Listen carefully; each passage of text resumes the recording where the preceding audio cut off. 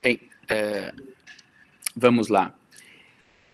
Em relação à garantia do duplo grau de jurisdição, né, a ideia de duplo grau, se nós formos nos apegar ao que o nome significa, ela nos dá pouca, vamos dizer assim, pouco conteúdo do que seria esse princípio, né? A ideia do duplo grau, do ponto de vista lógico, pressupõe que eu tenha 2 graus, ou 2 exames, né? E naturalmente que esse segundo exame tem a capacidade de que o seu resultado substitua o resultado daquele primeiro exame. Então, fora daí, o que nós vamos ter em termos de duplo grau é um pouco, ou praticamente totalmente, decorrente da disciplina de cada ordenamento jurídico. Algumas questões que têm sido colocadas pela doutrina é se entre nós o princípio do duplo grau de jurisdição seria ou não um princípio constitucional. Não deixa de ser curioso que a nossa Constituição, que foi tão analítica em estabelecer explicitamente uma série de garantias processuais, juiz natural, contraditório, ampla defesa, publicidade, motivação, presunção de inocência, não tem uma menção, né, expressa ao duplo grau de jurisdição ou ao direito de recorrer da decisão de um grau para o outro grau. Diante disso, parte da doutrina discute se esse seria um princípio constitucional implícito. Implícito na medida de que, embora ele não esteja expresso na Constituição, quando a Constituição organiza o poder judiciário em órgãos de primeiro grau e órgãos de segundo grau, ainda que ela explicitamente dê aos órgãos de segundo grau uma função de julgar ações penais originariamente, na própria estrutura do Poder Judiciário, essa função é uma função anômala ou extraordinária.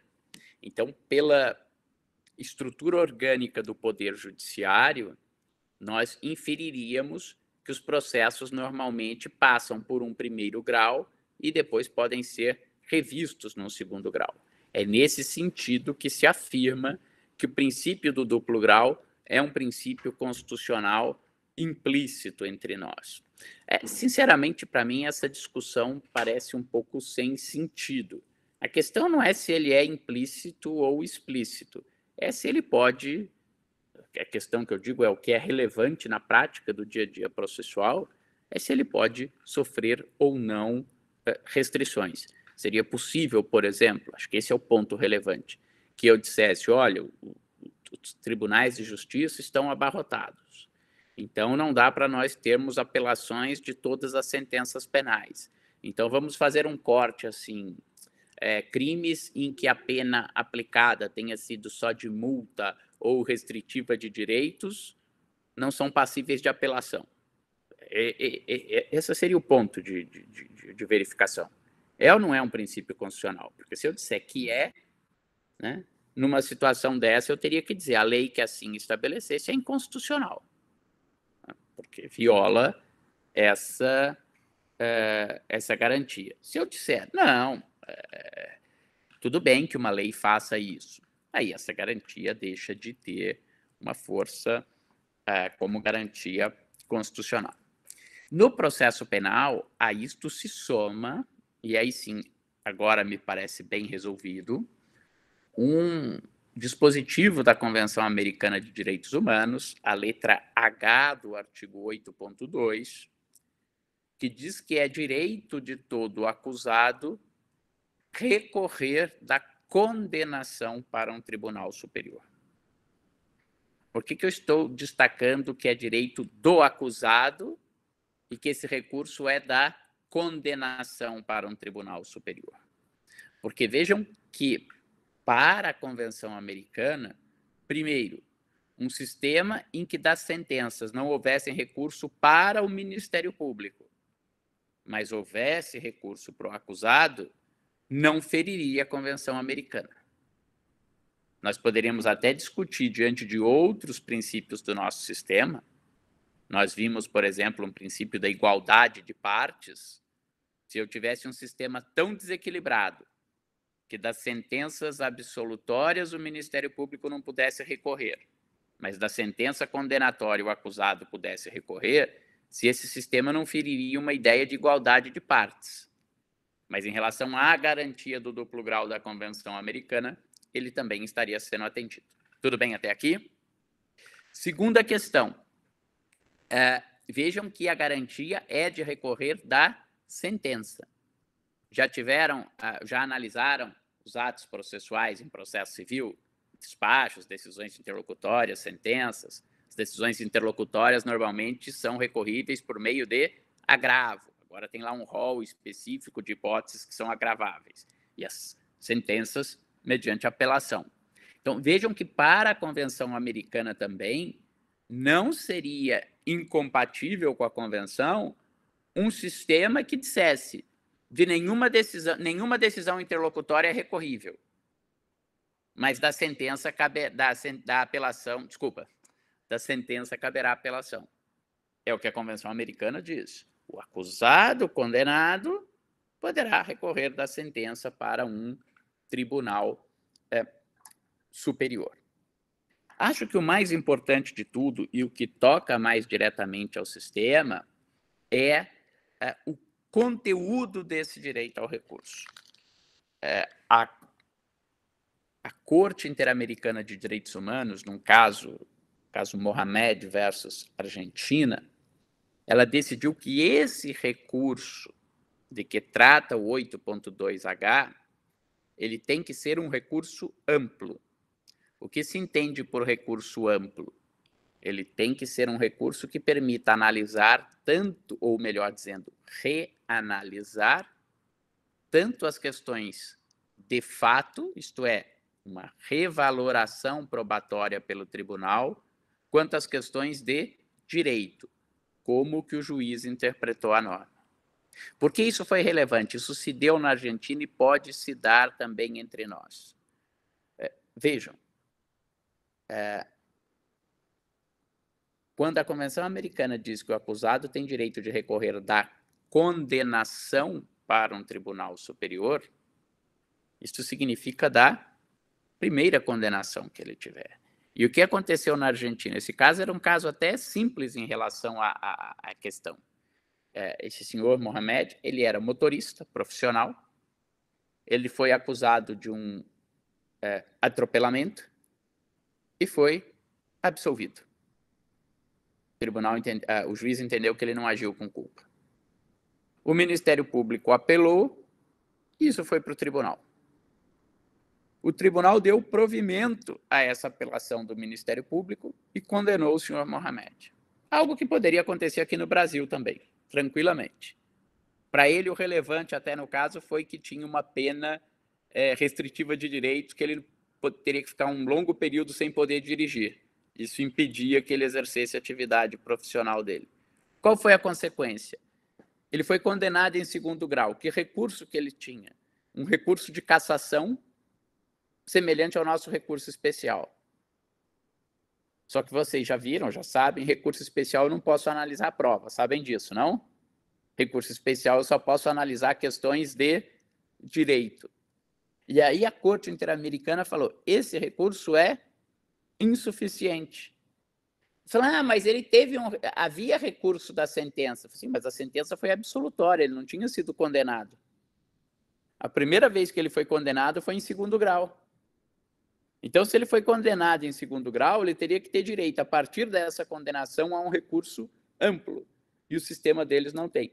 Por conta disso, a Argentina mudou a sua sistemática recursal. E veja que entre nós, hoje no Brasil, isso continua acontecendo. Então, se a nossa sistemática recursal for levada à Corte Interamericana de Direitos Humanos, fatalmente o Brasil será condenado, porque nós estamos cheios dessa situação, em que a pessoa é absolvida em primeiro grau, condenada em segundo grau, e o recurso que ela tem é um recurso limitado, não é um recurso amplo depois da primeira condenação. tá? Sem falar de outras situações, que são aquelas hipóteses dos acusados que tenham foro por prerrogativa de função no Tribunal de Justiça ou Tribunal Regional Federal ou no STJ.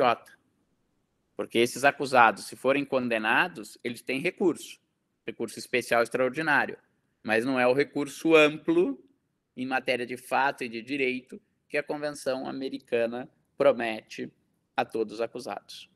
Tudo bem com relação ao duplo grau? Ok? Só mais uma coisa, tá?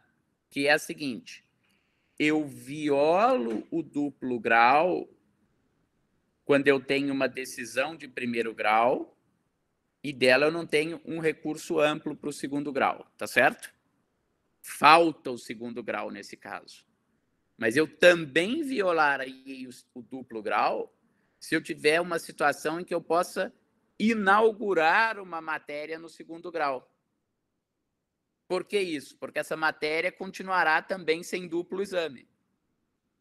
Então, eu posso violar o duplo grau, suprimindo o segundo grau e tendo só o primeiro grau.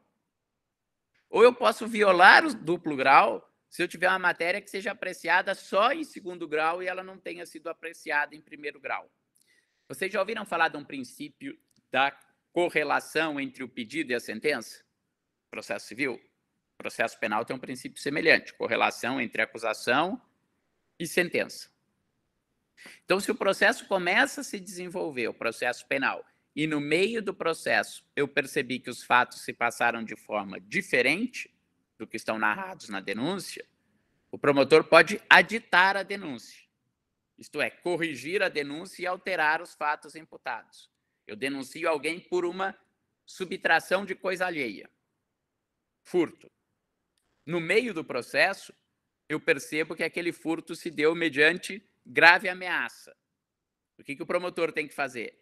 Aditar a denúncia, incluir a grave ameaça, para que aquela pessoa possa ser condenada por roubo. Tudo bem até aqui? Isso é o normal. Só que vamos imaginar que o promotor não faça isso em primeiro grau. O réu é julgado por furto. Ele poderia chegar no segundo grau e aditar a denúncia? Não. Por quê? Porque se ele fizesse isso, o tema da grave ameaça estaria sendo apreciado em quantos graus? Só em um. Só no segundo grau. Então, nesse sentido, o duplo grau também significa não só um direito a um exame em segundo grau. O duplo grau significa um direito a exame em primeiro grau e reexame num grau sucessivo. Portanto, como o próprio nome diz, duplo grau significa direito a um duplo exame. A um primeiro exame e a um reexame daquela matéria. Por que isso? Porque, já respondo, Mike, porque, de um ponto de vista político, o que justifica o duplo grau? Que eu não devo ter atos estatais imunes a qualquer forma de controle, tá certo? Isso tenderia a um autoritarismo, né, a uma arbitrariedade. E do ponto de vista psicológico, porque nenhum de nós gosta de se conformar com uma privação de qualquer coisa numa primeira opinião. Vou dar uma explicação de duplo grau fazendo uma metáfora médica. Se qualquer um de nós, um parente querido nosso, for num médico e ele voltar para casa branco e nervoso, dizendo: olha, você não sabe o que aconteceu. O médico falou que eu estou com uma doença gravíssima, que eu vou ter que fazer uma operação super arriscada e que minha chance de sobrevivência é muito pequena. E eu até hoje não tinha nada, não estou sentindo nada, mas ele falou que esse é o resultado do meu exame. O que provavelmente nós vamos falar para esse nosso parente? Poxa, mas será que é isso? Vamos pegar uma segunda opinião. Vamos consultar um outro médico para ver se é isso mesmo, né? Então, isso permite uma melhoria da decisão estatal, né? Então, há um fundamento político, há um fundamento psicológico para as partes, e justamente por isso esse sistema de duplo grau permite um aprimoramento da qualidade da prestação jurisdicional, né? Ainda mais porque eu pressuponho que um segundo grau de jurisdição, com juízes mais experientes, as decisões tendem a ser mais acertadas, o que nem sempre é verdadeiro. Mas o que me parece que sim, que é um grande virtuosismo do duplo grau, é que o duplo grau é colegiado e o primeiro grau é monocrático. Quando eu tenho uma decisão monocrática, se o juiz que erra, ou melhor, se o juiz erra, aquele erro individual é uma injustiça consumada, porque a decisão é só dele. No duplo grau, se eu tenho pelo menos 3 julgadores, se um deles errar, aquilo vira só uma decisão certa por maioria de votos e não por unanimidade. Mas o erro individual pode não levar necessariamente a uma decisão equivocada, porque a maioria acertando, aquela decisão vai ser correta. Tudo bem? 2 perguntas agora e interligadas. O Mike pergunta, professor, mas então não tem estabilização do objeto do processo no processo penal? Não, Mike, não tem, pelo menos na forma como vocês estudaram no processo civil. No processo civil, até a citação, o autor pode mudar o pedido como ele bem queira, e depois da citação até o saneamento do processo, ele pode mudar desde que haja concordância do réu. Depois do saneamento do processo, não é possível alterar o objeto do processo. Imagino que seja nesse sentido que o Mike pergunta se não tem essa estabilização. No processo penal, não há essa estabilização. Até o momento imediatamente anterior à sentença, o Ministério Público pode aditar a denúncia para alterar aqueles fatos se a instrução, isto é, se a prova que acabou de ser produzida, demonstrar que os fatos se passaram de maneira diversa. Isso está disciplinado no artigo 384 do Código de Processo Penal, essa mutação da acusação. Claro que o Código prevê que o Ministério Público, fazendo isso, eu tenho que reabrir uma instrução e estabelecer o contraditório limitadamente àquele ponto que foi modificado. Nós vamos estudar isso quando formos estudar o princípio da correlação entre acusação e sentença. Mas então, acho que era essa a pergunta, Mike. Nesse sentido, não tem estabilidade do objeto do processo, porque até o momento imediatamente anterior à sentença, o Ministério Público pode fazer essa alteração, o que no processo civil só é possível até o saneamento do processo e mesmo assim com a concordância do acusado.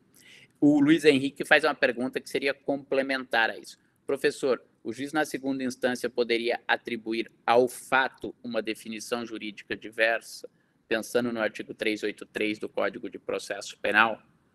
Pode, Luiz Henrique. Aqui, para explicar, talvez continuando nesse paralelo com o processo civil que vocês conhecem, né? Mais ou menos uma discussão entre teoria da individuação e teoria da substanciação. Uma coisa é eu alterar os fatos, artigo 384, outra coisa é eu alterar a classificação jurídica daqueles fatos, né? Às vezes eu tenho fatos que podem, ora parecer incidir num tipo penal, ora incidir num outro tipo penal. Então, essa mudança, os fatos permanecendo o mesmo, mas eu mudando só a classificação do crime, isso que o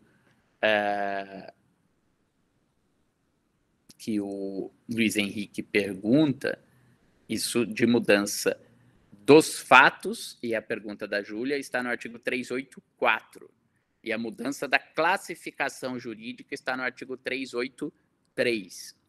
O artigo 616 do Código de Processo Penal prevê que o juiz pode aplicar o artigo 383 no segundo grau. Por quê? Porque daí não há fatos novos. Os fatos são os mesmos e o tribunal só vai mudar a classificação jurídica dos fatos. Então, aí não seria um fato que estaria sendo submetido só ao segundo grau. Deu para entender?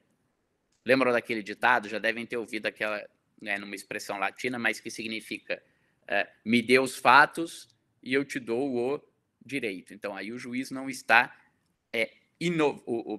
o processo não está sendo inovado em segundo grau, mas apenas requalificado os fatos. De qualquer forma, eu acho que, mesmo assim, e vale para o processo penal também, aquela regra do artigo 10 do Código de Processo Civil, Já estudaram isso? O contraditório contra as decisões surpresas no processo civil? Viram isso?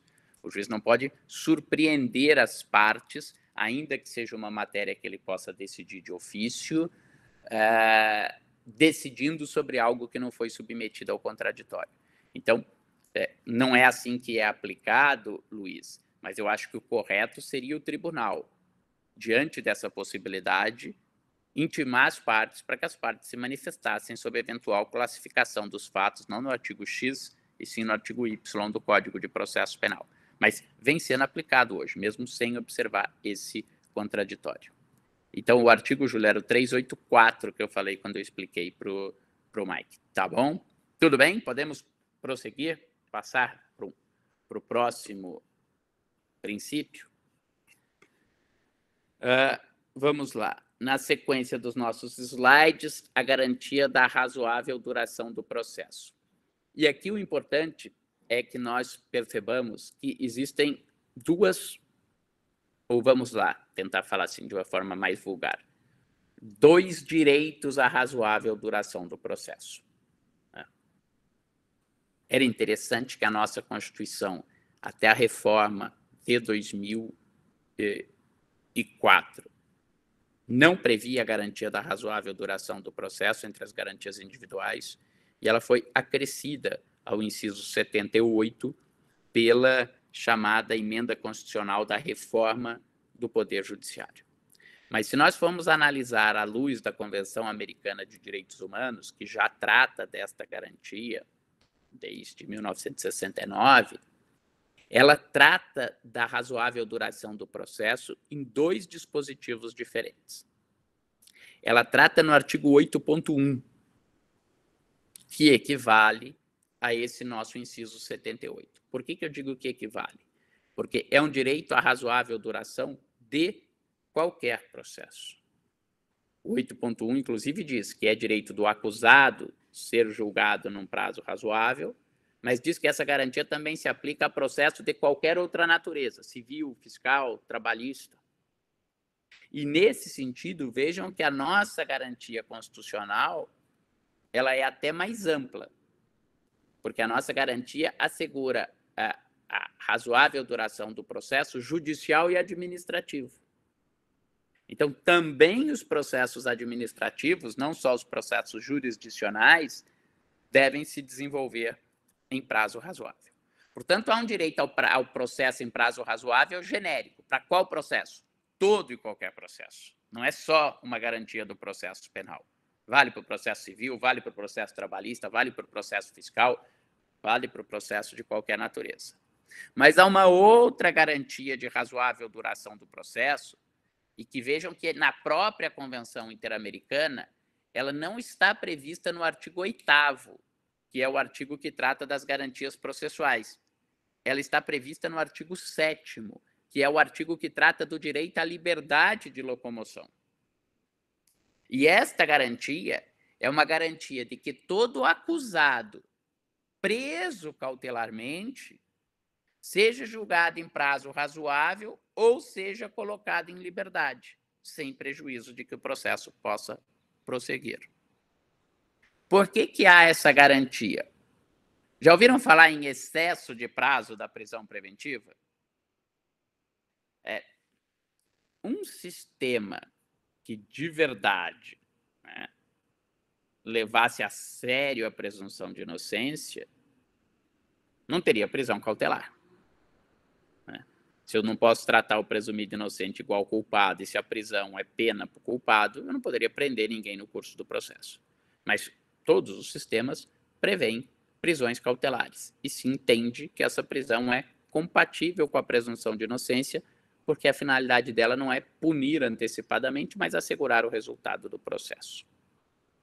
Pois bem, dito isso, parece elementar que um processo em que o acusado, que ainda é presumido inocente, esteja sofrendo uma restrição de tamanha magnitude na sua liberdade, ao ponto dele já estar preso no curso do processo, que eu tenho que dar uma tramitação mais célere a esse processo.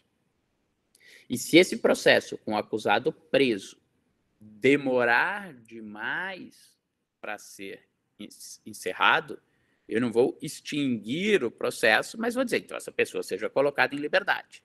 Estado, você falhou em julgar essa pessoa no prazo razoável, não é ela que vai sofrer as consequências. Coloque em liberdade e você a continua julgando. Tudo bem? Então, por isso que esse direito de ser julgado em prazo razoável ou ser colocado em liberdade, ele está inclusive previsto topograficamente, não nas garantias processuais, mas no direito à liberdade. É como se a Convenção Americana estivesse dizendo: você quer prender alguém cautelarmente? Prenda. Mas se alguém estiver preso cautelarmente, julgue rápido essa pessoa. Porque se você demorar demais, você tem que restabelecer a liberdade dessa pessoa. Deu para entender as duas, vamos chamar assim, as duas vertentes desse direito? Tudo bem? Qual a diferença que eles acabam tendo? Se nós pensarmos em prazo razoável, né, prazo é um espaço de tempo entre dois termos, entre dois momentos, o momento inicial e o momento final. Se eu estou falando em prazo razoável, a pergunta subsequente seria: qual o momento que eu começo a contar esse prazo e qual o momento que termina esse prazo razoável? Se nós pensarmos no primeiro direito, no genérico direito ao prazo razoável, ele começa quando o processo se inicia. E ele termina quando o processo acaba. Parece óbvio. Então, se é no processo penal, de quando eu ofereço a denúncia. Se é no processo civil, de quando eu ajuizo minha petição inicial. Se é no processo trabalhista, de quando eu aforo a minha reclamação trabalhista. E quando que termina o processo? Quando aquela decisão transita em julgado. E vejam que interessante, o direito ao processo em prazo razoável não é um direito de quem tem razão. Não é um direito material. Mesmo quem perde uma demanda tem direito de que a sua demanda seja julgada no prazo razoável. Se o Estado falha em julgar alguém no prazo razoável, há uma série de condenações de Estados por violar o prazo razoável que eles são obrigados a indenizar as partes. Né? O Estado chama para si a prestação jurisdicional. Num determinado momento da sua evolução política, ele fala: vocês não podem mais fazer justiça com as próprias mãos. Então, se a partir de agora vocês tiverem um conflito de interesse, quem decide sou eu. Ok, você tirou a nossa liberdade de realizarmos uma autotutela. Mas então, julgue adequadamente. E se o Estado falha nisso, ele não falha só para quem tinha o direito. A falha é maior para quem tinha o direito, porque vai ficar privado de um direito por mais tempo. Mas o Estado também falha nessa prestação jurisdicional para aquele que, entre aspas, perde a demanda. Tudo bem? E esse direito vai até o trânsito em julgado. Já o outro direito, o direito do acusado preso ser julgado em prazo razoável ou ser colocado em liberdade, o termo inicial dele é diferente. O termo inicial dele é quando começa a prisão. E por que eu estou dizendo isso? Porque vocês sabem que muitas vezes o acusado, em sentido amplo, o imputado, ele é preso antes do início formal do processo, tá certo? Eu tenho prisão em flagrante. Quando ele é preso em flagrante, começa ainda a investigação criminal. Eu tenho prisão temporária ou prisão preventiva, que são decretadas na fase de inquérito. Mas se é o direito do acusado, entendam um acusado em sentido amplo, não no acusado formal de quem tem uma denúncia contra ele. Né? Se é o direito daquele imputado ser julgado em prazo razoável, do imputado preso, no momento em que ele está preso, começa a contar esse prazo. Quanto a isso, não há muita discussão. Qual é a discussão sobre esse prazo razoável? Qual é o termo final dele? É no momento de uma sentença recorrível ou é no momento do trânsito em julgado? A nossa jurisprudência tem entendido que é no momento em que se profere uma sentença. Até antes disso, no momento que termina a instrução, as súmulas do STJ. Qual é o perigo dessa construção? É que eu dou uma acelerada no processo até a sentença e depois que sai a sentença, ele pode ficar preso e demorar 2, 3, 4 anos para julgar a apelação. E se é provida essa apelação dessa sentença condenatória e ele é absolvido? Quem vai restituir esse prazo? Eu tive casos já do acusado preso cautelarmente, que foi proferida uma sentença condenatória, ele protestando por sua liberdade. Essa sentença condenatória nós apelamos, e 3 anos depois que ele estava preso, o tribunal deu provimento à apelação e, por unanimidade, o absolveu. E aí, o que você vai falar para esse réu? I'm so sorry. Desculpa aí, foi mal, hein, acusado? Então, quer dizer, se eu também tivesse a necessidade de que o recurso se desenvolvesse em prazo razoável, esse problema poderia ser minorado. Mas não é assim que vigora entre nós. E uma outra coisa que é realmente inexplicável, esse é um dos males que o projeto de Código de Processo Penal que está tramitando, e segundo o presidente da Comissão Especial, o deputado Fábio Tradi, deve ser aprovado até o 2º semestre. Então, espero que, para o bem de vocês, se for para mudar, que ele seja aprovado até o 2º semestre, que aí a gente não vai ter tido tanta matéria, mas a matéria principiológica, e a gente já começa a estudar o código novo, né? Ruim é quando muda, assim, no meio, no final do curso, que vocês fizeram o curso inteiro com o código velho e logo em seguida vem um código novo. O código estabelece prazos para as etapas processuais quando o acusado está preso. Quanto tempo o inquérito policial tem que terminar? Em quanto tempo a sentença de 1º grau tem que terminar? Em quanto tempo o recurso tem que ser julgado? O que é óbvio, o que é elementar. Ah, mas a convenção fala na razoabilidade do prazo. Outro dia desse, debatendo na Câmara dos Deputados, pelo Conselho Federal da OAB, tinha um representante do Ministério Público e falou, não, nós temos que tirar esses prazos fixos do Código. O Código deve fazer como as convenções internacionais e falar apenas num prazo razoável, ou em julgar sem demora. O Pacto Internacional de Direitos Civis e Políticos fala julgar sem demora. Claro, uma convenção internacional ou regional, ela tem que levar em conta o quê? Os diversos países, a estrutura orgânica de cada poder judiciário, as diferenças procedimentais de cada código de cada país. Então, é óbvio que num diploma internacional, eu nunca conseguiria chegar e estabelecer 1 ano, 9 meses, 360 dias, porque um estado vai dizer, isso para você é pouco, para mim é muito. Muitos estados vão dizer, para mim tá bom.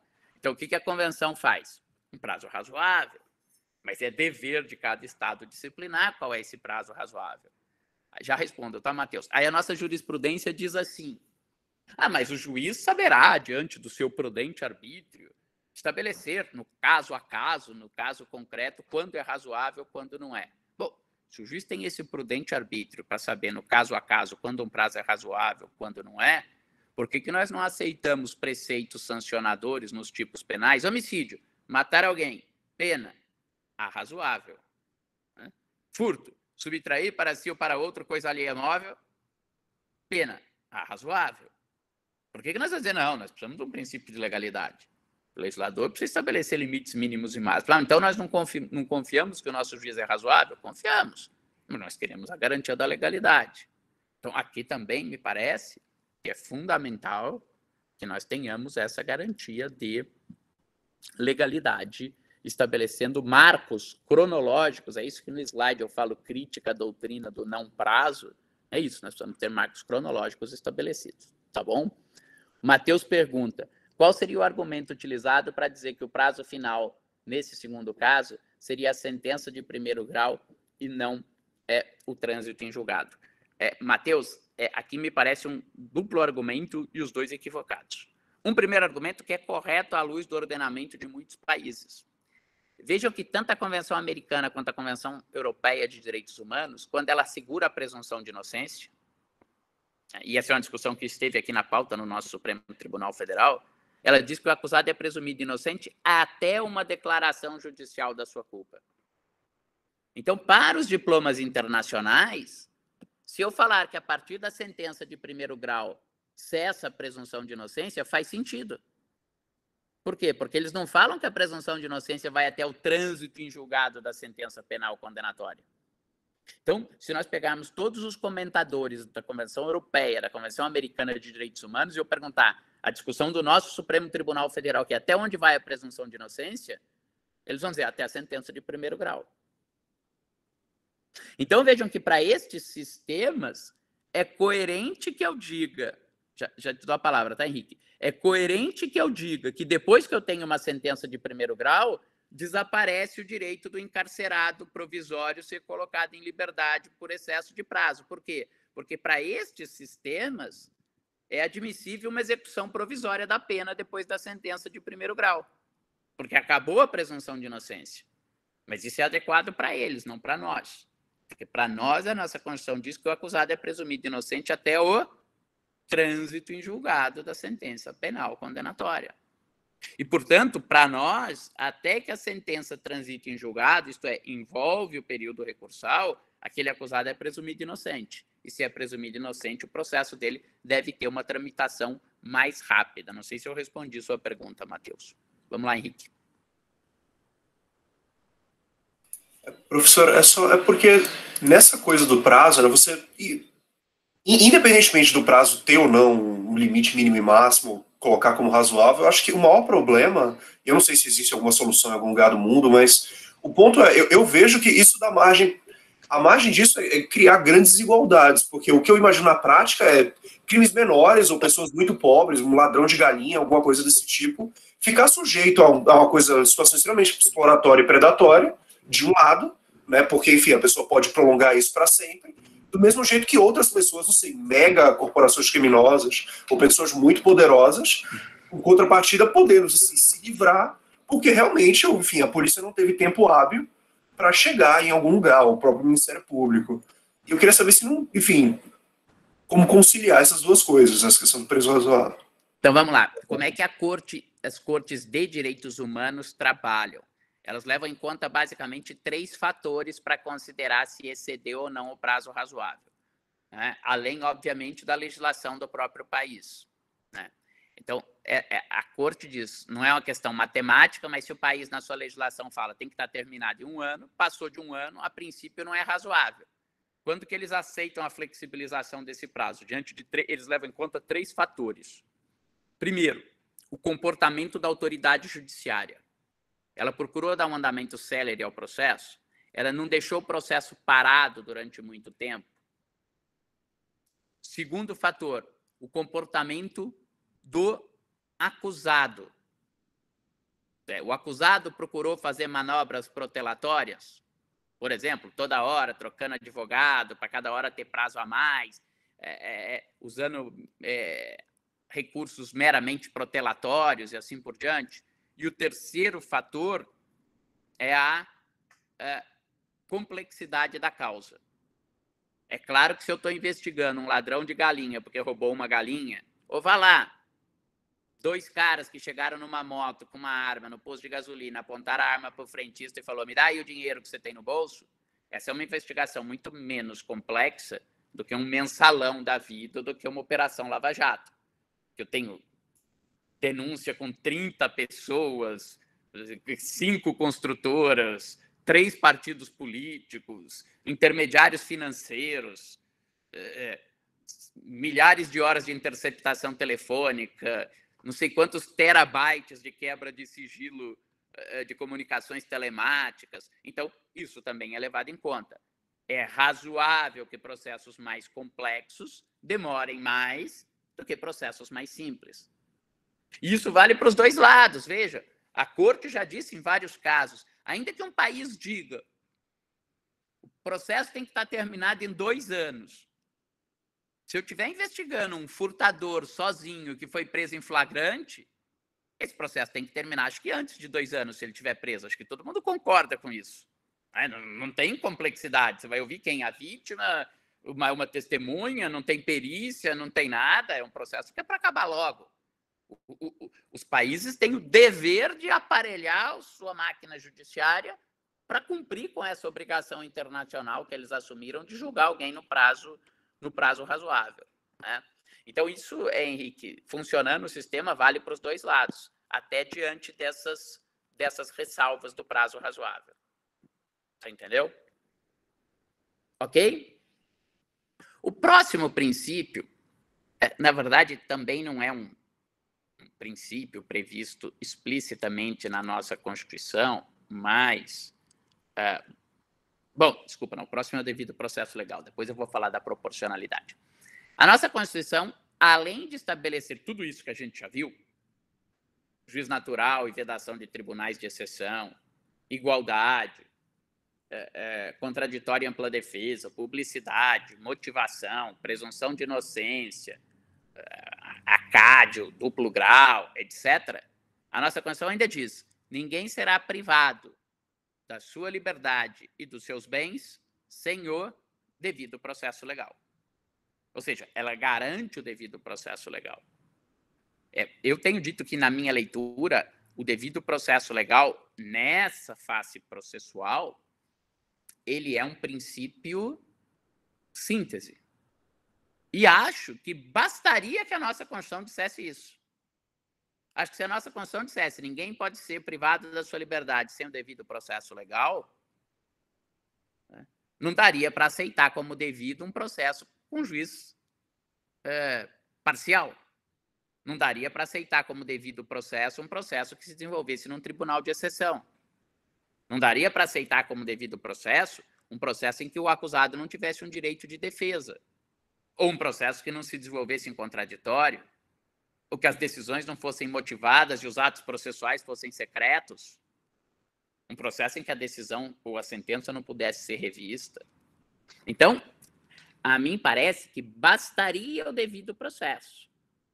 Mas, como eu disse a vocês no começo, na nossa primeira aula, melhor nós termos áreas de redundância e de sobreposição do que vazios de garantia, né? Então, nesse sentido, eu teria aí um conteúdo muito próprio do devido processo legal, diferente de tudo que a gente estudou até agora? Eu acho que não. Mas ele serve para, né, cobrir esses buracos. Por exemplo, antes da nossa emenda constitucional de 2004, que passou a prever o prazo razoável, né, o professor Auri e eu escrevemos um livro sobre o direito ao prazo razoável logo depois da emenda constitucional, mas antes disso, eu defendia, tinha artigo para o prazo, olha, direito ao processo em prazo razoável faz parte do nosso sistema processual. Por quê? Porque não pode ser devido processo um processo que desenvolva em 10 anos, em 20 anos, em 30 anos. Vocês devem ter acompanhado que agora, recentemente, até o professor Simão deu um parecer no caso, muito erudito, foi julgado pelo STJ o direito da família real brasileira pela expropriação do palácio no Rio de Janeiro. 100 anos depois. 100 anos depois, o STJ foi dizer se ela tinha direito a uma indenização ou não. Uma vez eu participava de um julgamento no TRF, aqui da Terceira Região, era até uma causa civil que estava sendo julgada. Mas, enfim, a apelação chegou para ser julgada, envolvia uma desapropriação, e ela chegou para ser julgada 25 anos depois da desapropriação. Aí lá no meio, bom, isso até envolve um certo virtuosismo do duplo grau e do colegiado, lá no meio o relator estava levando um voto para dizer que não conhecia da matéria porque a parte era ilegítima, porque a desapropriação envolvia uma certa pessoa jurídica, alguma coisa assim, e a ação foi proposta pelo sócio, ou era o sócio e o direito era da pessoa jurídica, mas assim, pouco importa. Aí um outro desembargador lá chegou e falou, não dá, vamos julgar logo esse negócio, tanto faz que é o sócio, não dá para 25 anos depois. O Poder Judiciário fala, não, está tudo errado aqui, vamos voltar ao processo, a parte é ilegítima, vamos começar de novo esse processo do zero agora. Não, tudo bem, pode ter aí alguma falha de representação, tal, mas, né, vamos julgar. O jurisdicionado quer que a gente dê uma resposta. Então, é isso. O que é importante do devido processo, e muitos autores apontam, é um trabalho pioneiro do Siqueira Castro sobre isso, é que o devido processo, principalmente na vertente norte-americana, ele tem uma outra característica que seria um substantive due process, que é o devido processo substancial, que isso envolve uma ideia de razoabilidade das leis, né? talvez entre nós isso não seria tão importante, nós temos uma Constituição analítica que estabelece uma infinidade de regras e princípios constitucionais, mas para a Constituição americana, que é muito sintética, essa foi a forma que eles tinham de controle da razoabilidade das leis. Então, o que é essa ideia? É que eu posso considerar inconstitucional uma lei que não seja razoável. Claro que isso dá uma margem muito maior de apreciação para o Poder Judiciário, quase interferindo num mérito legislativo, mas sim, realmente me parece que a lei, e aqui eu não estou falando de leis processuais somente, né? Vamos pensar em leis materiais. Né? Se eu estabelecer uma lei que diga o seguinte: na separação entre marido e mulher, o marido fica com 90% do patrimônio, a mulher fica com 10% do patrimônio. Ou vice-versa, pouco importa. Você vai dizer, bom, essa lei não é razoável. Se no período que eles estão casados, eles contribuíram com esforço comum, ainda que cada um com a sua profissão, cada um com a sua atividade, para a construção daquele patrimônio, não é razoável que um fique com 90% e o outro fique com 10%. Essa não é uma lei razoável. Né? Ou se eu disser, bom, aqui o fulano que recebeu o seu salário vai pagar um imposto de renda de 90% do seu salário. Você diz, bom, isso é quase confiscatório, isso aí não tem sentido. Essas seriam situações de violar uma ideia de razoabilidade das leis. Né? Recentemente eu vi um projeto de lei que procurava estabelecer. Claro, na nossa Constituição nós poderíamos também invocar outros princípios, nesse último exemplo, caráter não confiscatório dos tributos, ou no exemplo que eu vou dar agora, um princípio de dignidade da pessoa humana. Mas havia um projeto de lei que queria estabelecer, sabem o que são penas alternativas? Já viram as penas em direito penal? Penas restritivas de direito e tal. A pena restritiva de direito de doação compulsória de órgãos duplos não vitais. Você foi condenado? Eu falei, não, então você não vai para a cadeia, mas, bom, você tem 2 olhos, você vai doar uma córnea. Doar, né, muito entre aspas, né, porque doação compulsória, se tem algo que ela não é doação, né? Ela é uma extração compulsória. Bom, se tem 2 rins, você vai doar um rim. Totalmente sem sentido. Né? Mas vá lá que você não pudesse invocar a dignidade da pessoa humana, você diria, essa lei não é razoável. Não é nem razoável chamar algo de doação compulsória. Né? Então, essa é uma outra ideia do devido processo legal. Tudo bem até aqui? Por último, já viram a ideia, e aí cada um chama de um jeito, de princípio da proporcionalidade, ou regra da proporcionalidade, ou postulado da proporcionalidade, como solução da colisão entre direitos fundamentais? Já estudaram isso em direito constitucional? O professor Virgílio tem um livro fabuloso sobre isso. Então, não vou entrar aqui na discussão da proporcionalidade, de adequação, necessidade, proporcionalidade em sentido estrito, isso como técnica de resolução da colisão de direitos fundamentais, mas apenas trazer essa ideia da proporcionalidade, e ela embute em si uma dificuldade, que é distinguir o que é regra e o que é princípio, né? Porque os princípios eu resolvo sopesando e procurando, no caso concreto, dar a máxima efetividade àquele que deve prevalecer. As regras eu aplico numa ideia de tudo ou nada. Hoje, o processo penal enfrenta alguns problemas sérios de uma má aplicação do princípio da proporcionalidade. Em que sentido? Toda vez que alguém tem uma regra que ele não gosta, ele transforma essa regra em princípio, sopesa com qualquer outra coisa que ele cria na cabeça dele e aí afasta a aplicação daquela regra. E veja que no processo penal há um chavão muito fácil para isso. Henrique, desculpa, eu estava com uma outra tela aberta e não vi sua pergunta, já respondo.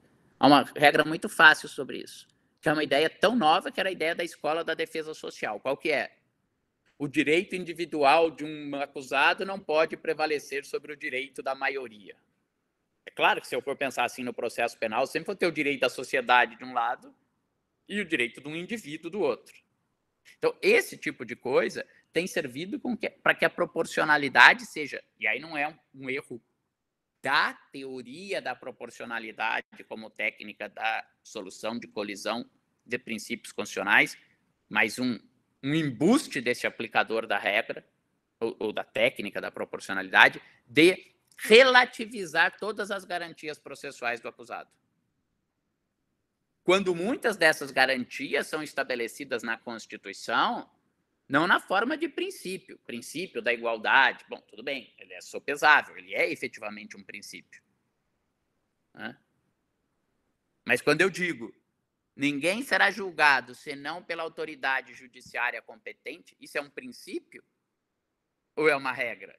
Qual a densidade desse comando? Porque daí, se eu quiser, eu afasto qualquer regra do Código de Processo Penal. Eu afasto qualquer garantia constitucional. Eu escolho uma outra coisa da minha cabeça, a segurança, a eficiência da persecução penal também é sempre outra coisa muito levantada, e eu afasto qualquer garantia. Então, né, é preciso tomar cuidado com isso, como isso vem sendo empregado. Pergunta do Henrique. Professor, ainda sobre o tempo, estabelecer um limite máximo na lei não seria desequilibrado? Quer dizer, é possível imaginar o prazo mínimo necessário para julgar um processo simples, mas como vamos estabelecer limites sobre o alcance que uma investigação pode chegar? Quer dizer, como que o legislador vai imaginar limites de complexidades de uma organização criminosa? Henrique, muitos países estabelecem prazos diferenciados, mais ou menos de acordo com a complexidade do crime. Um critério que costuma ser utilizado, às vezes, é a gravidade da pena, que nem sempre os crimes mais graves são mais complexos, né? Eu posso ter o homicídio, que é o crime mais grave, que foi cometido em um processo de extrema simplicidade. A pessoa vai lá, mata alguém em praça pública, preso em flagrante, confessa o crime, é um crime grave e a investigação pode não ser complexa. E eu posso ter um crime que não é considerado grave pela nossa legislação, crime de ação penal privada, pena baixa, e que seja uma investigação extremamente complexa, como, por exemplo, crimes de violações de patentes. Pode ser muito difícil você investigar. Eu trabalho em caso de violação de patente de fármacos. Super difícil investigar, problema químico, perícia, complexo pra caramba, e é um crime com uma pena pequena. Mas há legislações, como a italiana, por exemplo, que estabelece, olha, se o crime a pena é até 6 anos, o processo tem que estar terminado em tal prazo.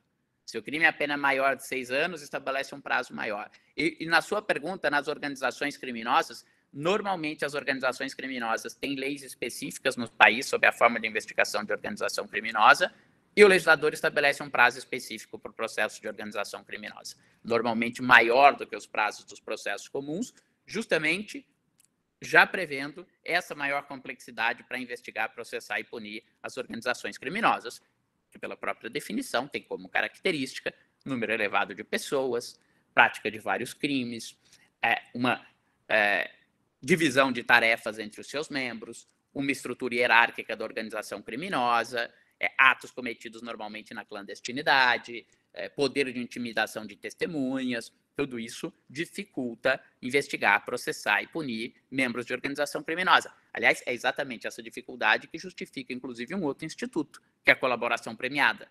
Né? Justamente porque é complexa essa investigação, é que o legislador chega à conclusão que fala, olha, vale a pena eu oferecer um benefício, e, portanto, eventualmente uma pena injusta, porque um membro de organização criminosa vai acabar sendo punido menos severamente do que ele merecia. Mas por quê? Porque ele vai dar os primeiros passos, o caminho das pedras, quem é o líder, quem é não sei quem e tal, e a partir dessa colaboração nós vamos poder investigar, processar e punir com mais eficiência as organizações criminosas. Mas, veja, a tua pergunta e a minha resposta... Agora entrou uma pergunta, porque, desculpa, esqueci o nome do aluno. Henrique. A tua pergunta, Henrique, mostra que é possível eu estabelecer esses prazos. Pois se o legislador estabelece prazos diferenciados de pena para cada um dos crimes, eu não estou falando que eu teria que estabelecer prazos processuais diferenciados para cada um dos crimes, mas eu teria que estabelecer categorias de crimes, poderia estabelecer isso perfeitamente. O Mike pergunta, não seria possível distinguir entre regra e princípios, considerando que nesse há sempre colisão de 2 direitos fundamentais e na regra não? Sim, Mike, esse é um problema, mas esse é um problema da teoria da colisão de princípios. Porque, na verdade, na regra não tem princípio, mas ela é inspirada por algum princípio. Né? Então, na verdade, eu posso ter conflito entre regra e princípio? Formalmente não, mas substancialmente sim, desde que eu vá ao princípio que inspirou aquelas regras. Esse é o tema. Você pergunta da prova ilícita, né? Para mim, o dispositivo constitucional aí não é um princípio, é uma regra. São inadmissíveis no processo as provas obtidas por meios ilícitos, né? Mas aí eu poderia dizer, mas o que inspira essa regra? Bom, talvez princípios constitucionais, direito à intimidade, direito à privacidade, inviolabilidade do domicílio, que inspiram essa regra para dizer, olha, eu tenho direitos importantes, princípios constitucionais importantes, e que eles não podem ser violados pelos agentes da persecução penal para buscar uma prova. Mas aí eu poderia dizer, se eu quero afastar essa regra da proporcionalidade, da vedação da prova ilícita, você dá um exemplo, porque toda hora tem discussão sobre isso, mas e se o crime que eu estou sendo investigado for um crime gravíssimo, tal, entre a intimidade do acusado e a vida da pessoa morta, a vida não vale mais que a intimidade? Eu diria, sim, é claro que vale. Ninguém vai dizer que a intimidade vale mais que a vida. Mas você punir o homicida vai trazer a vida de volta daquela pessoa que foi morta? Até qual princípio eu coloco no outro prato da balança é discutível. Nesse caso, é a vida, que sem dúvida é mais importante que a privacidade, ou é a punição de quem tira a vida de alguém, que não é exatamente o direito à vida, é uma outra coisa. Então, veja, já há uma dificuldade, a sua pergunta mostra isso, Mike, muito grande na aplicação da teoria da proporcionalidade para a resolução da colisão de princípios. E, portanto, sair flexibilizando todas as regras processuais por conta disso, me parece um grande equívoco. Tudo bem até aqui?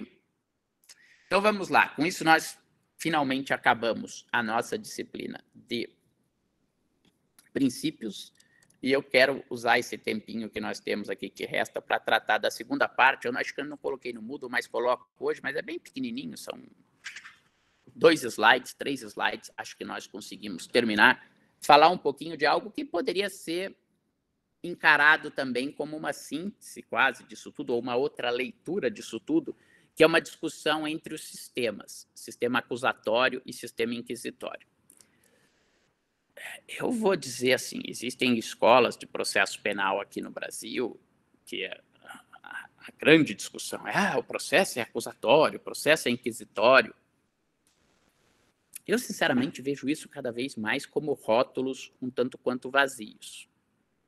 Porque se você for pegar, por exemplo, todas as reformas processuais penais da América Latina, no final do século passado e nesse século, todas elas disseram: nós estamos reformando o nosso código para adequar o nosso código a modelo acusatório. Não, eu não tô exibindo o slide, não, tá, Mike? Aqui, para quem já tiver aqui, eu vou usando para só na sequência, mas eu estou falando o que tem no slide. Se vocês quiserem que eu coloque, eu posso colocar, mas não estou falando ou utilizando slides.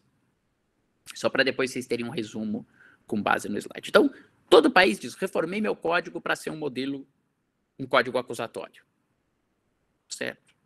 Sim. Mas se você vai no código, eles têm elementos que são característicos de modelos inquisitórios.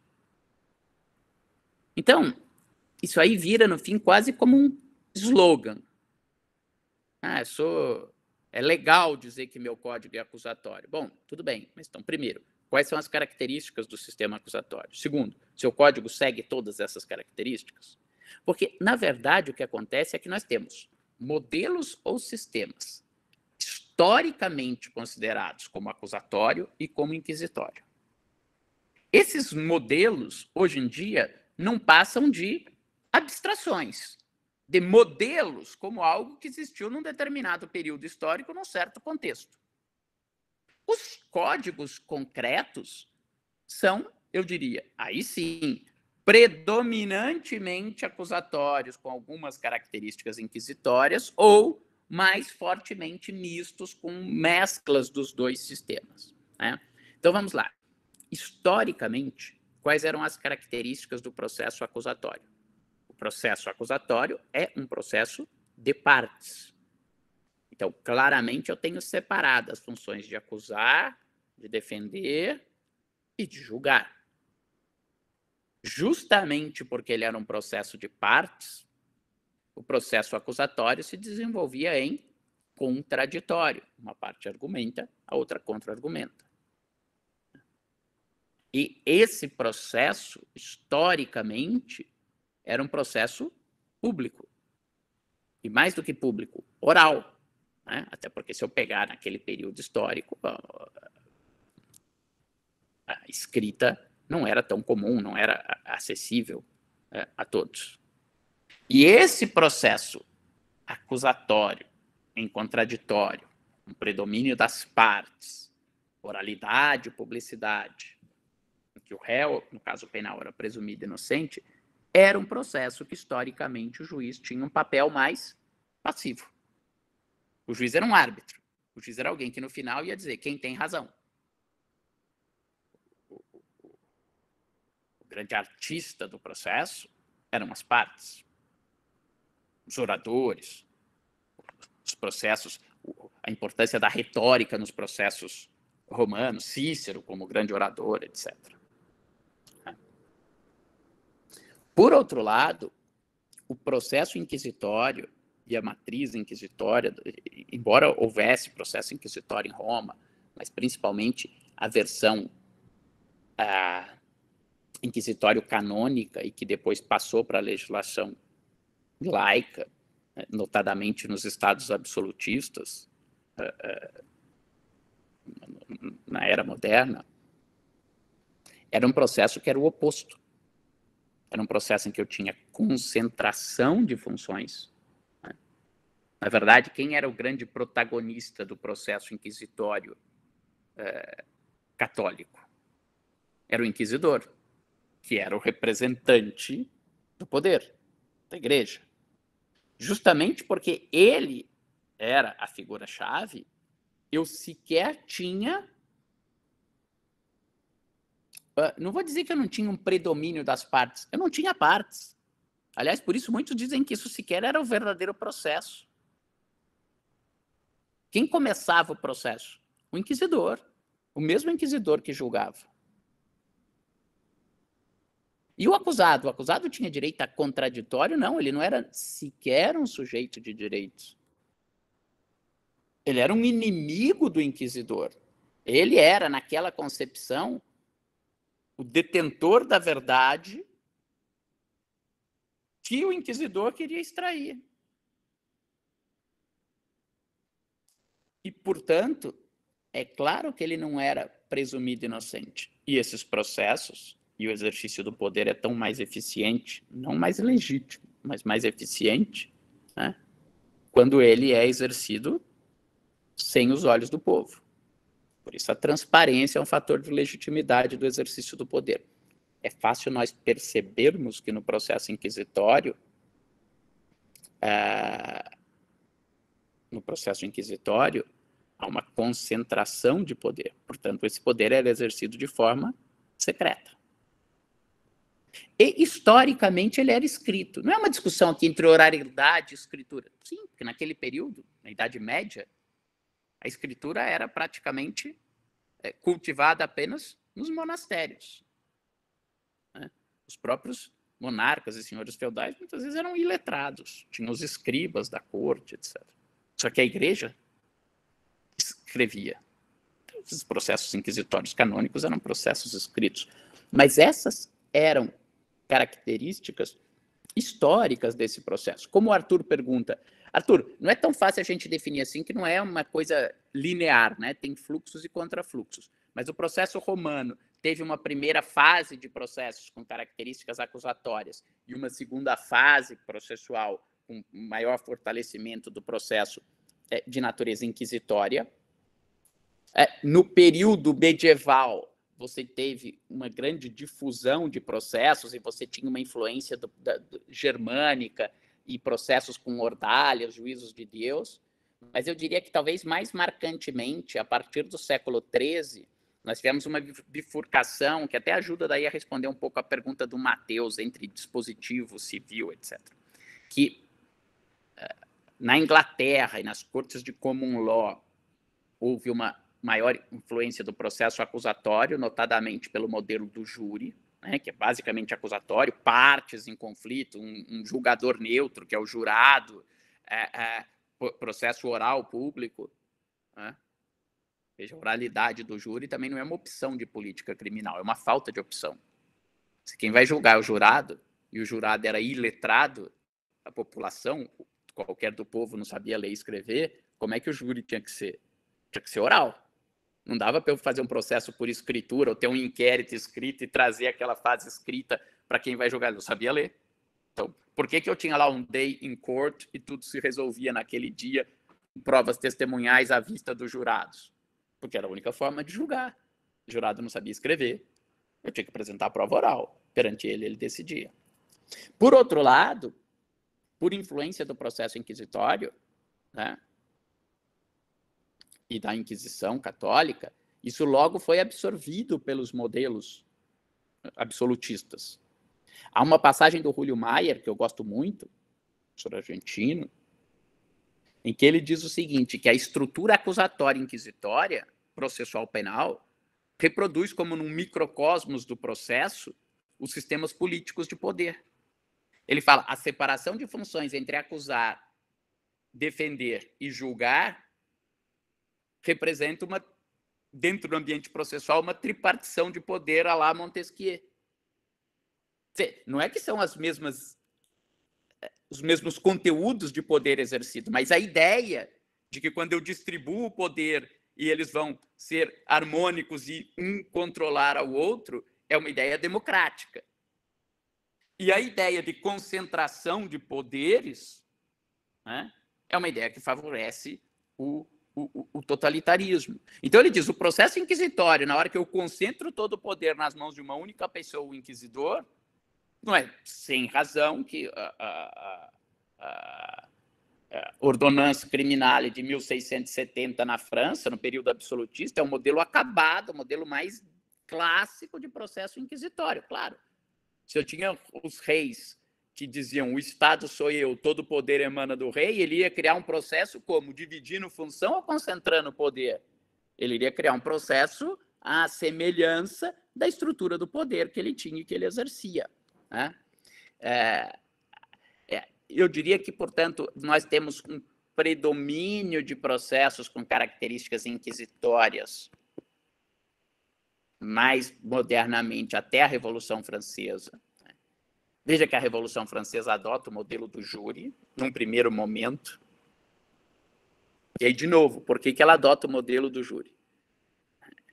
É muito interessante essa evolução. Não por opção, mas por falta de opção. Alguém já imaginou um francês virando e falando assim, agora fizemos uma revolução, então em quem nós vamos mirar agora?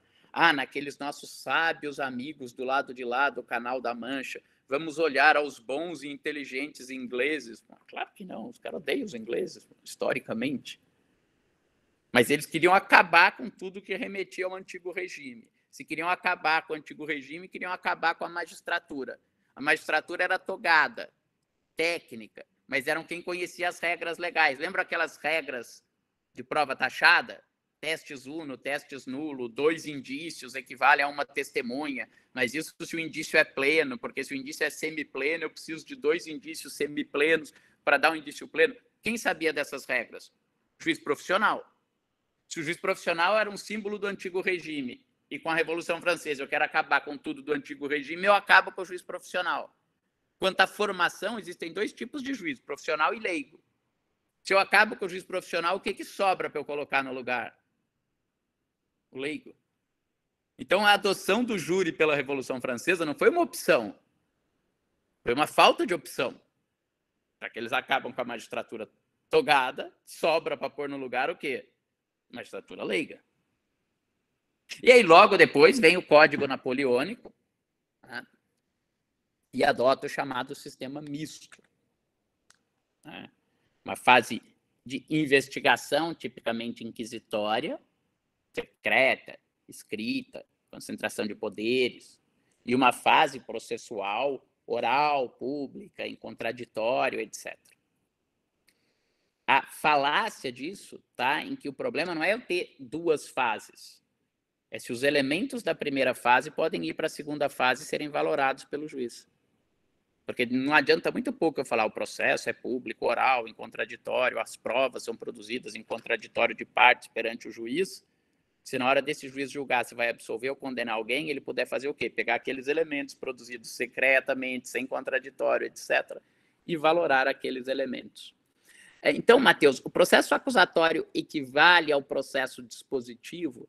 Eu não diria que é uma equivalência plena, mas eu diria que sim, eles são mais semelhantes na medida em que um processo dispositivo civil pressupõe o predomínio do poder das partes, o predomínio da atividade das partes, tanto na escolha dos fatos a serem levados a juízo, quanto das provas a serem produzidas, um juiz que tem um papel mais neutro em relação à produção da prova, sem poderes instrutórios para determinar provas de ofício. Nesse sentido, sim, um processo dispositivo seria mais, um processo civil dispositivo seria um processo de predomínio do papel das partes sobre o papel do julgador e que equivaleria a um modelo acusatório como um modelo de predomínio das partes com um juiz mais neutro. Acho que grosso modo, em linhas gerais, essa comparação é correta. Tudo bem até aqui? Então, o processo inquisitório tem características, historicamente, como modelo, antagônicas às características do processo acusatório.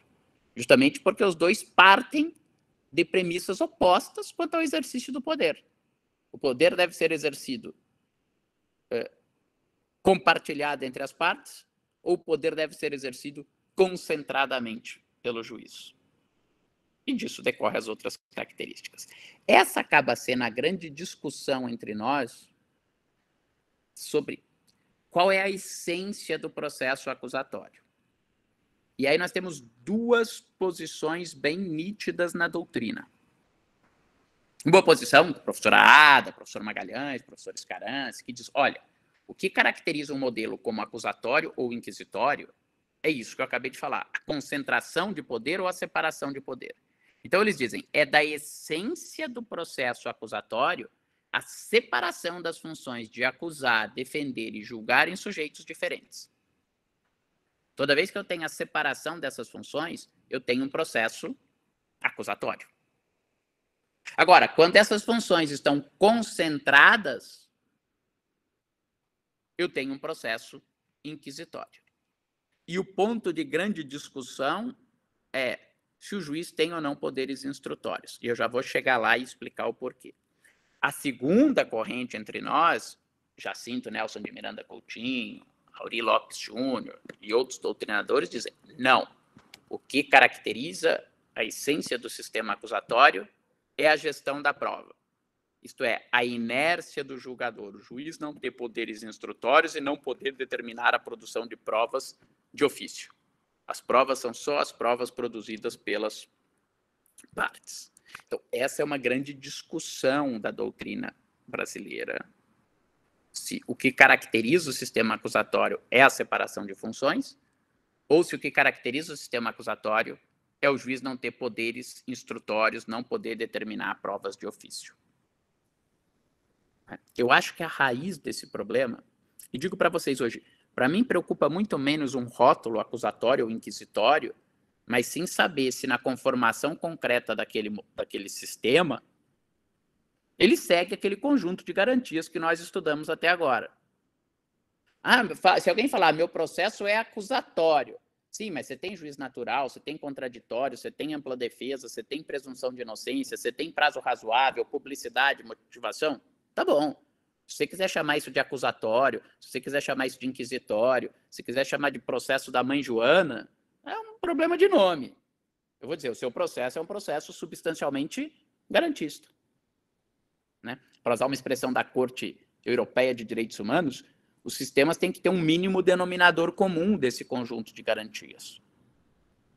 Agora, qual é o problema dos poderes instrutórios do juiz? E aí eu entendo a preocupação do Jacinto, do Auri, mas acho que é uma confusão. E o problema não está na verdade. Isso ainda gera, hoje em dia, normalmente, essas pessoas que dizem que o importante é o juiz não ter poderes instrutórios, eles também têm quase que arrepios quando você fala que a busca de um conhecimento verdadeiro, ou mais sinteticamente, a busca da verdade é um dos fins institucionais do processo. São o que Goldman denomina verifóbicos, né? Tem medo da verdade. O problema é que o modelo inquisitório acreditava ingenuamente, ou sabia que não era possível, mas usava como propaganda, que era possível descobrir a verdade. E como era possível descobrir a verdade, o juiz tinha que dispor dos mais amplos e ilimitados poderes para a busca da verdade. Então, o problema, ao meu ver, não está tanto no juiz ter ou não ter poder para determinar a produção de prova de ofício, mas está em dizer que a busca da verdade é atividade central e primordial do juiz e que o juiz não pode encontrar limitações na sua busca da verdade.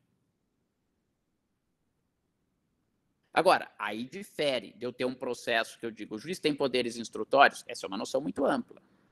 Ele tem poderes para só ele produzir prova ou as partes vão ter direito à prova? Quem exerce primordialmente essa atividade probatória, o juiz ou as partes?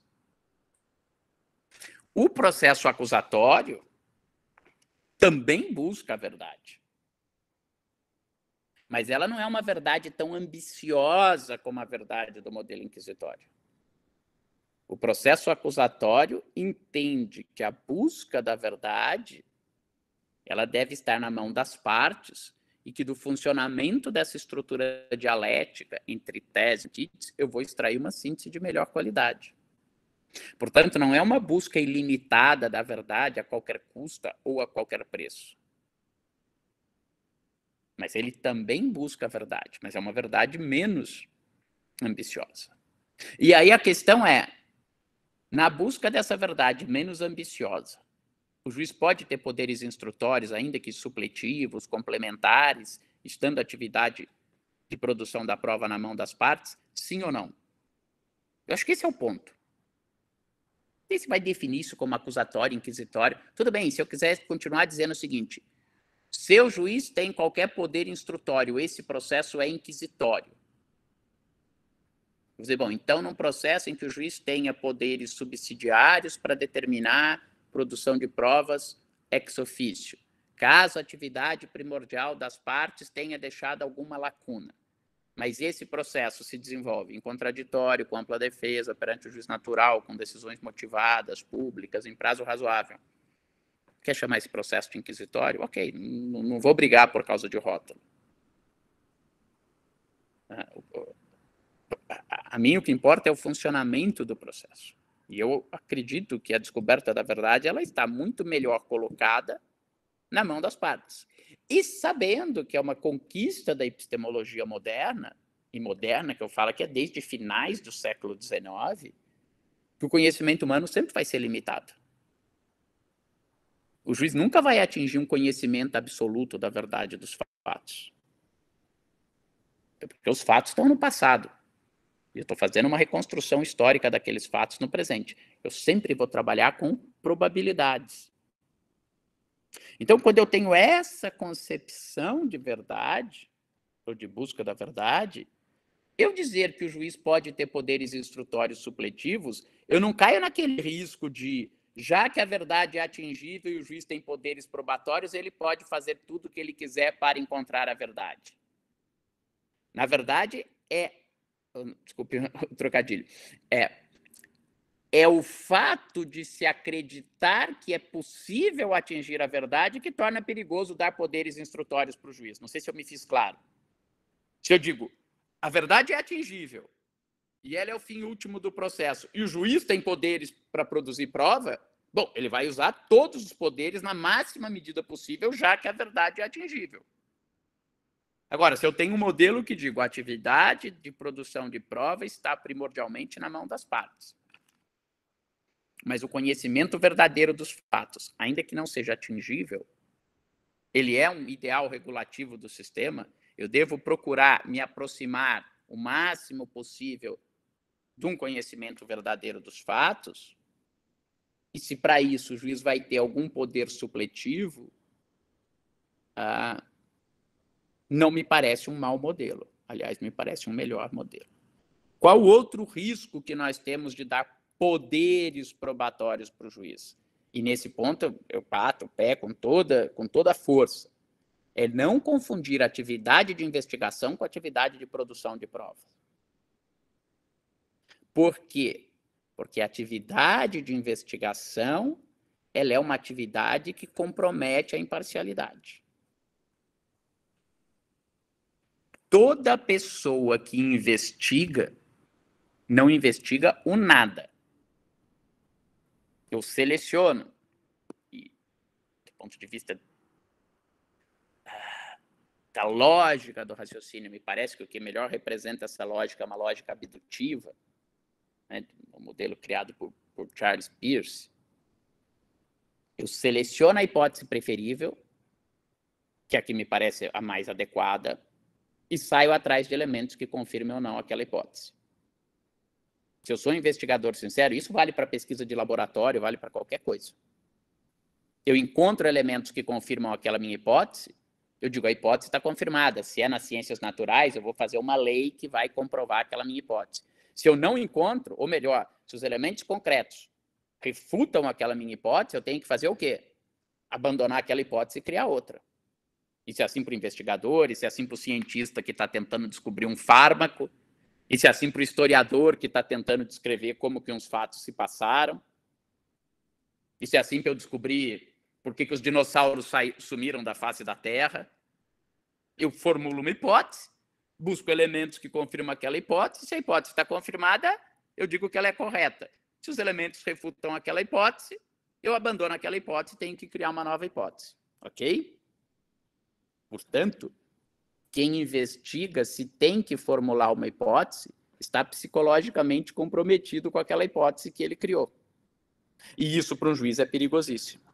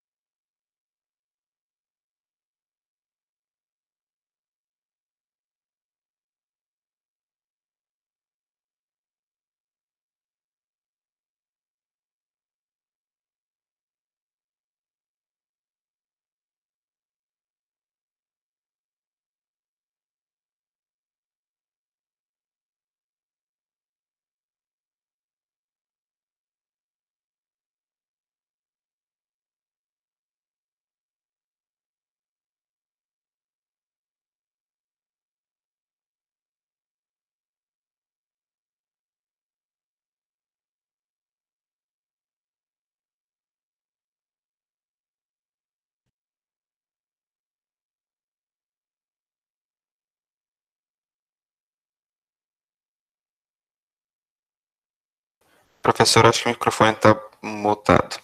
Me ouvem agora? Acho que travou, acho que a gente caiu. Perfeito. Até que pedaço vocês ouviram? Eu anotei que até o compromisso com as hipóteses. Isso, tá. Então, aquilo que eu expliquei, né? O investigador formula uma hipótese, sai atrás de elementos que corroborem aquela hipótese. Se ele encontra, a hipótese está confirmada. Se ele não encontra, ele abandona aquela hipótese e tem que criar uma nova hipótese. Então, por isso, quem investiga está psicologicamente comprometido com a hipótese. Acho que foi aí que eu parei, então. Né, Júlia? Ok. Então, vamos lá. Deixa eu arrumar aqui minha tela e voltamos. Eu vou falar para vocês que eu estava feliz aqui, que eu estava falando, vendo os poucos que estão com a câmera aberta aí, a Júlia, o Alexandre, assim, parado, olhando, falei, nossa, eu devo estar falando bem, que olha o grau de concentração que esse pessoal está na minha aula. Mal sabia eu que tinha travado aqui, mas vamos lá.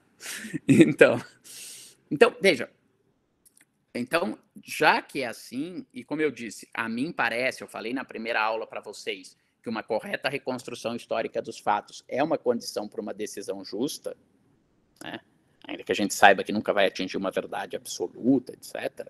Para mim parece mais adequado o design de um modelo processual que permita que o juiz tenha poderes para determinar a produção de meios de prova de fontes que já foram investigadas, porque daí ele não comprometeu a sua imparcialidade, ele não está investigando nada. Ele está apenas determinando a produção de um meio de prova, né, que pode auxiliar numa correta reconstrução histórica dos fatos. É diferente, por exemplo, a mim parece diferente um juiz que investigue fatos, isso ele não pode em hipótese nenhuma, porque ele compromete a imparcialidade dele, né? Do juiz que não investiga nada, mas diante da notícia de uma fonte de prova, ele determina a produção do meio de prova correspondente, né? Vou tentar dar um exemplo disso. Imaginem vocês que o juiz saiba que aconteceu um atropelamento um dia à noite, isso que ele está investigando, para julgar se o fulano é culpado ou inocente. Será que ele estava em excesso de velocidade ou não estava? O Ministério Público diz que ele estava em excesso de velocidade, devia estar distraído e atropelou a vítima. A defesa diz, não, eu estava na velocidade adequada, foi a vítima que abruptamente saiu da frente de um ônibus que estava parado, atravessou a rua sem olhar e eu a atropelei. Uma coisa é o juiz ir verificar, ir investigar qual dessas duas hipóteses é verdadeira. Bom, deixa eu ir lá à noite, no local do crime, eu vou ficar olhando lá para ver se tem algum barzinho aberto lá perto. Imaginar que não fosse época de pandemia. Bom, se bem que tem uns barzinhos também que com pandemia, sem pandemia, eles ficam abertos do mesmo jeito, né? Aí eu vou chegar lá no barzinho, não vou dizer que eu sou juiz, vou pedir uma cerveja, vou começar a puxar papo com os caras, ver se eles ficam sempre à noite aqui, se algum dia eles viram atropelamento, não sei o quê. Essa pessoa está comprometida. Outra coisa é, imagine que tem lá um boletim de ocorrência que dá o nome de uma testemunha presencial. Isso está nos autos do processo. Mas nem o Ministério Público nem a defesa rolam essa testemunha presencial para ser ouvida em juízo. Aí o juiz está analisando os autos do processo, veio e falou, pô, mas pera lá, tem um boletim de ocorrência aqui que está dizendo que esse fulano viu o atropelamento. Se ele viu, ele pode me permitir ter uma melhor reconstrução histórica dos fatos. E, veja, ele não está previamente comprometido com a hipótese A ou com a hipótese B, até porque essa testemunha X vai poder dizer, não, nossa, o carro estava super rápido, veio aqui numa velocidade enorme, muito mais alta que a velocidade que os carros normalmente passam aqui. Ou ele vai poder dizer, não, o cara estava devagar, mas a testemunha saiu do nada a vítima saiu do nada e foi atropelada.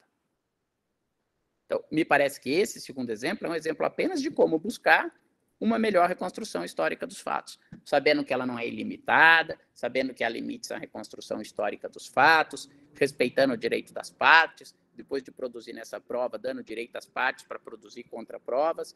Eu acho esse um modelo melhor do que um modelo que deixa a atividade probatória exclusivamente na mão das partes.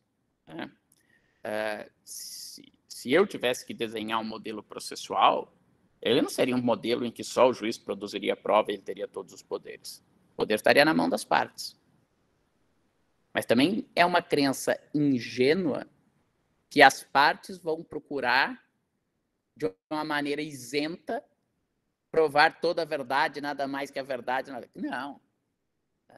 Há uma posição de engajamento das partes. As partes não estão distanciadas do evento, elas estão engajadas no evento. Cada parte quer provar a verdade ou quer provar os fatos como lhe permitam ganhar a causa? Vou ser sincero. Ou eu, como advogado, vocês acham que eu quero o quê?